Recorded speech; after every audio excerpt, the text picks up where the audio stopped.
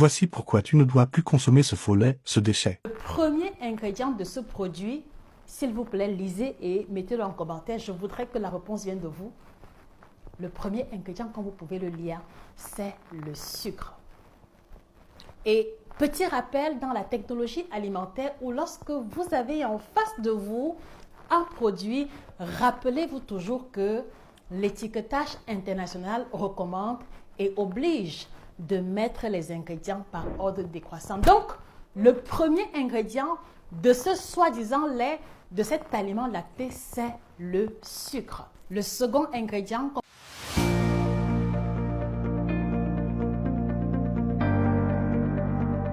vous pourrez le lire avec moi, c'est ce qu'on va appeler les solides non gras du lait.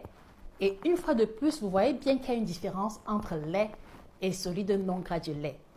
Donc, par solide non gras du lait, ce qu'il faut comprendre, c'est que c'est un produit qui provient du lait, mais qui n'est pas directement du lait.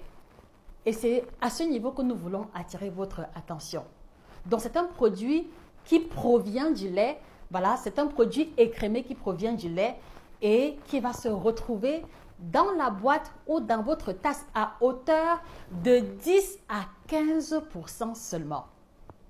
Est-ce que vous percevez la distance? Est-ce que vous percevez le fossé entre l'ingrédient prioritaire qui est le sucre à 50% et ce qui est censé être le lait qui est juste à 10-15%?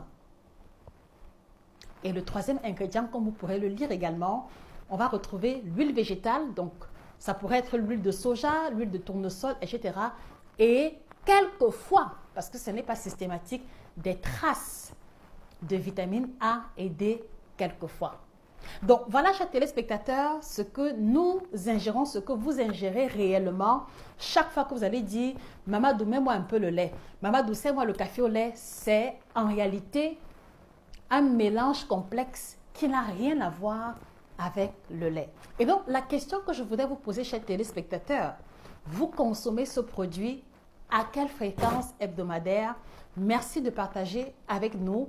Ce n'est pas dans l'optique de vous juger, mais surtout d'aider à comprendre votre rythme alimentaire quotidien et éventuellement vous proposer des alternatives pertinentes à cet effet. Donc, merci de nous indiquer en commentaire la fréquence de consommation et possiblement les labels qui sont les vôtres. Ça nous poussera également à pousser la réflexion beaucoup plus loin. Merci encore une fois de plus.